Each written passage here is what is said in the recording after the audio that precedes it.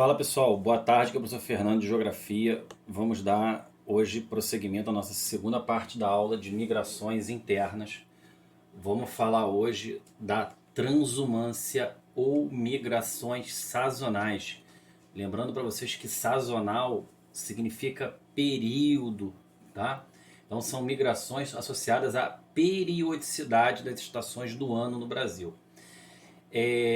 Eu coloquei para vocês aqui duas características, né, dois exemplos de migrações de transumância ou sazonais.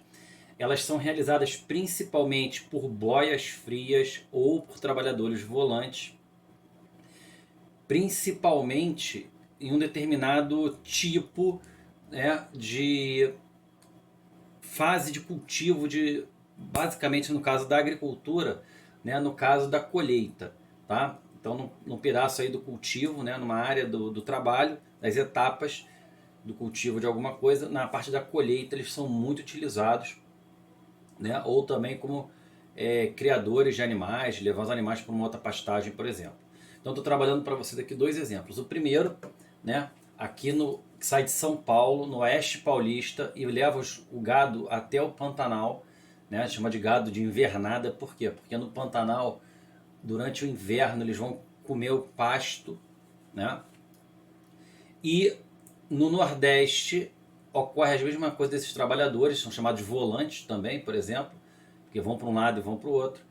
Eles migram para o sertão para colher o algodão, né, durante o inverno, e depois durante o verão eles voltam para a zona da mata para colher a cana de açúcar. Então, em determinadas épocas do ano, nós temos esses trabalhadores temporários, né, que trabalham aí na transumância ou migrações sazonais. A gente tinha até um exemplo que era de maranhenses que vinham para São Paulo cortar a cana, né, mas cada vez menos, porque São Paulo tem um corte de cana já mecanizado. Tá? Então, é muito comum a gente ver essas pequenas migrações pelo Brasil ainda, tá? Sobretudo na área rural. Outra migração hoje, talvez uma das mais fortes do Brasil, né, se não for a mais forte, é a expansão da fronteira agrícola, né, que ocorreu a partir da década de 1970. O que acontece em 70? A soja vai ser cultivada no sul do Brasil. A soja é uma oleaginosa de alto valor agregado para se fazer óleo, proteína, farelo, né, e para exportação. Então, esses pequenos produtores de soja eram basicamente gaúchos e catarinenses. Lembrando para vocês que o sul do Brasil, né, é uma região pequena, é uma região onde teve uma boa distribuição de terras e onde as terras são muito caras. Então, eles se deslocaram, a princípio, para o centro-oeste do Brasil. Né? A soja ela conseguiu ser modificada geneticamente. Nós conseguimos, nessa região aqui de solos mais ácidos, corrigir esses solos. Então, com sementes selecionadas para o clima tropical e solos corrigidos, as terras baratas do centro-oeste brasileiro, do cerrado brasileiro, né, trechos mais periféricos da floresta amazônica, o cerrado do nordeste brasileiro, foram ocupados pela soja, porque as terras eram muito baratas, amplas, imensas e muito baratas.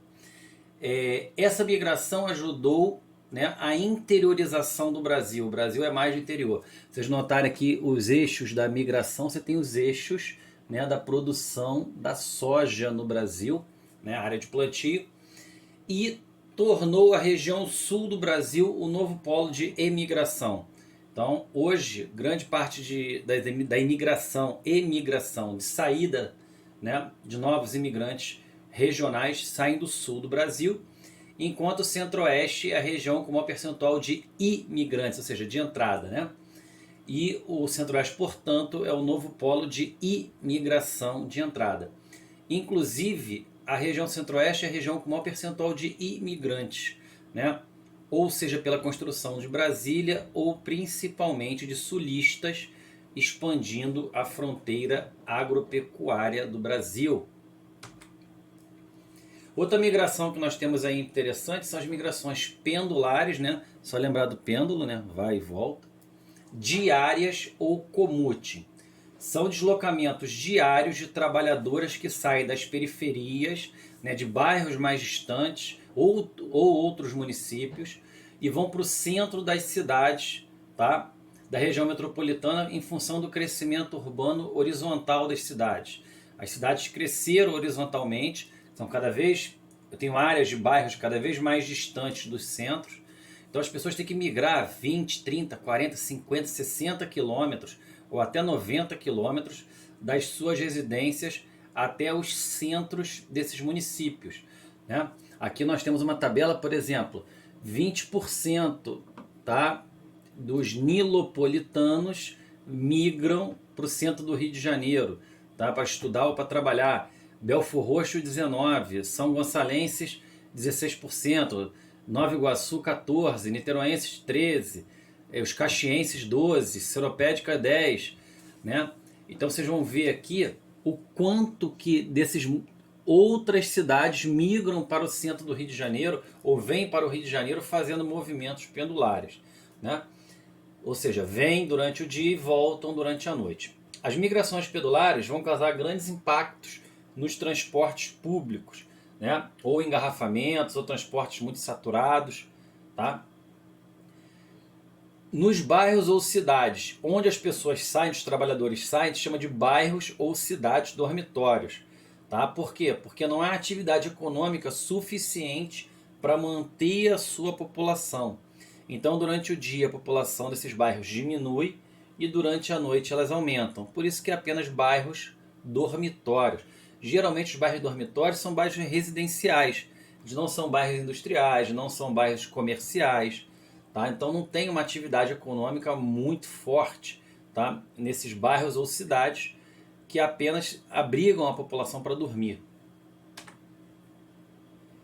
E para a gente falar um pouquinho, né, do brasileiros no mundo, a gente já falou da entrada de imigrantes, temos que falar agora da saída de imigrantes do Brasil, né? O Brasil nos anos 90 se tornou a primeira vez um país de emigração, ou seja, de saída, né? Vamos lembrar que nos anos 80 até os anos 90 o Brasil tinha muito baixo crescimento econômico e cerca de 1,5 milhão de brasileiros foram emigrantes, né, entre os anos 80 e 90.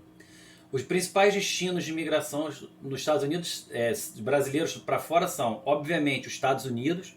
Né? Os Estados Unidos é o país que tem essa dinâmica, tem essa atratividade maior, né? O American Dream, o sonho americano, né? Os brasileiros irem para os Estados Unidos querem enriquecer. Então é mais ou menos 1 milhão de brasileiros. A maior parte dos brasileiros não vai para Miami, não vai para Flórida, né? A maior parte dos brasileiros vão para Boston, né? Tem uma ligação muito grande aí com o governador Valadares, em Minas Gerais, tá? Os japoneses, são 250 mil brasileiros que vão para o Japão, basicamente chamamos esses de decasseques, né? Que são descendentes de brasileiros, desculpa, são brasileiros, descendentes de japoneses, né? Que voltaram, eles vieram no século XIX e no século XX, e no final do século XX eles voltam para o Japão, né, basicamente para trabalhar com mão de obra pesada no Japão. Portugal, 200 mil brasileiros em Portugal, e Portugal é a porta de entrada de brasileiros para a Europa. Na Europa, se eu não estou enganado, são 350 ou 370 mil brasileiros na Europa. Depois de Portugal, a Itália, né, obviamente, nós temos aí uma colonização italiana muito forte, temos muitos descendentes de italianos, para a Alemanha, né, que também temos descendentes de alemães, né, também muito forte, mas Portugal funciona como essa porta de entrada, até por causa do idioma, para favorecer, né, a instalação de brasileiros. E na América do Sul, o Paraguai, com 350 mil brasiguaios, né? Ou seja, são brasileiros que vivem no Paraguai e são basicamente agricultores de soja que compraram soja. Lembra da discussão da fronteira agrícola? Né? Do sul para o centro-oeste, para a Amazônia, para o nordeste? Então, essa fronteira agrícola da soja também chegou no Paraguai. Eu poderia falar da Bolívia, por exemplo, né? Santa Cruz de la Sierra, por exemplo, as províncias da meia-lua na Bolívia, tá? Que também são ocupadas por brasileiros que plantam soja. No Paraguai há até conflitos de terras entre latifundiários de soja dos brasileiros e camponeses paraguaios. E recentemente o Brasil voltou a ser um país de imigração, né? Sobretudo a partir de 2014 para cá, né? A economia do Brasil voltou a crescer nos anos 2000 e basicamente o Brasil trouxe, né, de crises econômicas de países vizinhos muitos imigrantes. Vieram argentinos para cá, vieram haitianos para cá. O Haiti é um país arrasado economicamente, socialmente. A crise na Venezuela, né, de 2013 fizeram com que milhares de venezuelanos viessem para cá.